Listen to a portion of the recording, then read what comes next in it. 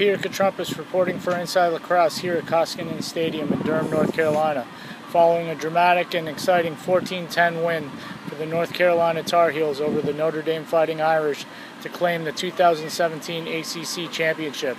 This was a must-win game for the Tar Heels. A loss would have removed their postseason eligibility, but a 4-goal performance from Luke Goldstock as well as 3 from Chris Cloutier and 2 from William Perry helped lead an 8-person attack against the Notre Dame Irish, who were led by Brendan Gleeson and Brian Costabile. Both goaltenders played well in this one, as Brian Bauckham made 11 saves and Shane Doss made 12. Both sides played back-to-back, but it was the Tar Heels who took advantage of an early 4-0 lead that kept that buffer throughout, that enabled them to win this championship and keep their NCAA hopes alive. Hey everybody, this is Jeff Shannon with Inside Lacrosse. I just caught Loyola's victory in the 2017 Patriot League Championship. On Sunday, Loyola men's lacrosse won its 3rd Patriot League title since joining the conference in 2014, grabbing a dominant 13-4 victory over Army West Point. Loyola's defense was dominant. Sophomore goalie Jacob Stover, the tournament's most outstanding player, made a game-high 11 saves, and the close unit forced a game-high 11 calls turnovers while holding Army's offense to just 24 shots. Army's top offensive player, Colt Johnson, was held scoreless by Loyola's D as well. Greyhound sophomore attackman Patrick Spencer recorded a goal and 3 assists, along the way breaking the Greyhound single-season assist record with 55 on the year and counting. Loyola midfielders Brian Sherlock and Jay Drapeau recorded hat tricks in the game to lead the team's offense. With a week off, Loyola will wait to see where they place in this year's NCAA Tournament bracket, grabbing this year's automatic qualifier by winning the Patriot League Tournament. Army will play Notre Dame next week, looking for some bracket magic. A very sunburnt Dan Abram reporting from Maryland Stadium, where I just saw Maryland defeat Johns Hopkins 12-5 in the annual edition of the Rivalry. There's no ifs, ands, or buts about it in this game. It was sheer dominance from Maryland from start to finish. They led 9-1 at the end of the first half and coasted to a victory in the second. The Terrapins were paced by Connor Kelly. He had 4 goals in the first quarter, a big part of the energy that the Terrapins brought into this game.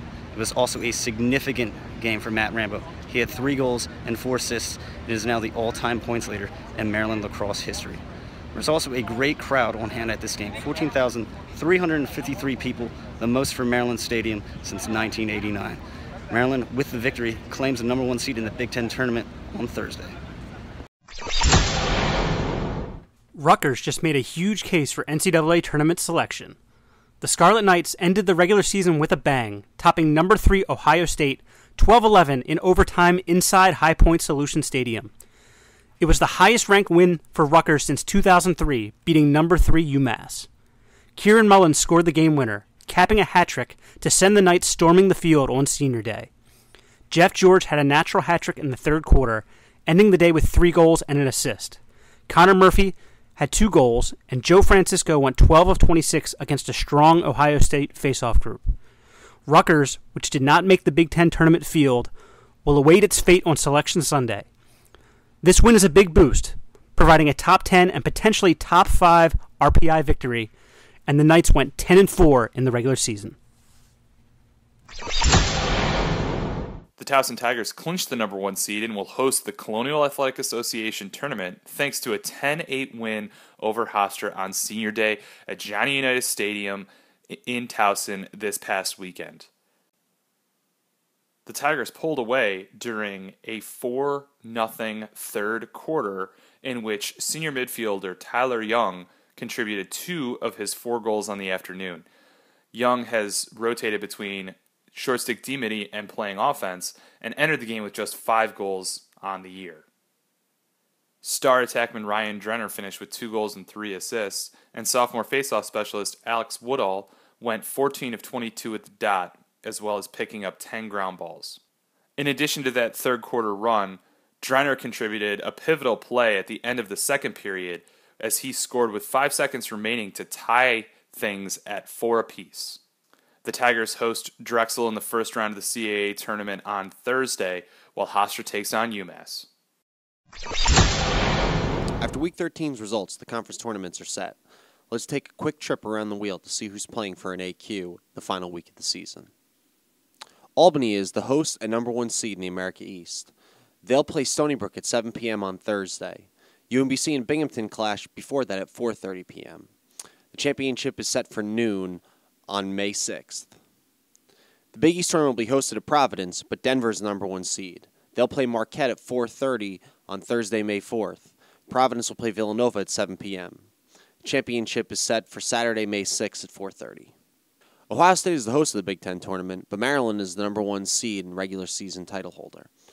They'll play Penn State on Thursday, and Ohio State will play Hopkins. The championship is Saturday. Towson's big win lets them be the number 1 seed and host of the Colonial Athletic Association Conference. They'll play Drexel on Thursday, and UMass will play Hofstra. Championship for that league will be Saturday at 1 p.m. Yale is the number 1 seed in the Ivy League and host. They'll play Penn at 6 p.m. on Friday, May 5th, and Brown will play Princeton at 3:30.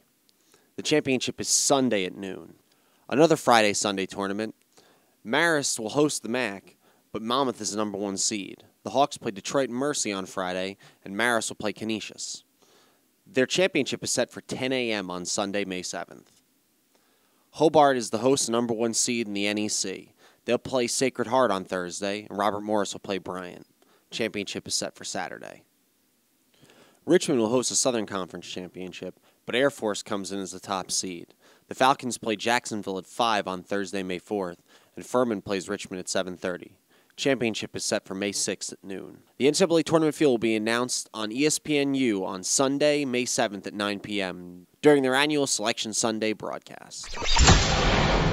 That wraps up the Epic IL Game Day recap. Make sure to get all your lacrosse news at InsideLacrosse.com and follow us on social media at Inside_Lacrosse on Twitter and IL_photos on Instagram. Gear up for your season with Epic's line of goods and apparels, including ultralight otter mesh, the Gen 7 Dragonfly shaft, and the Hawk prequel and sequel heads.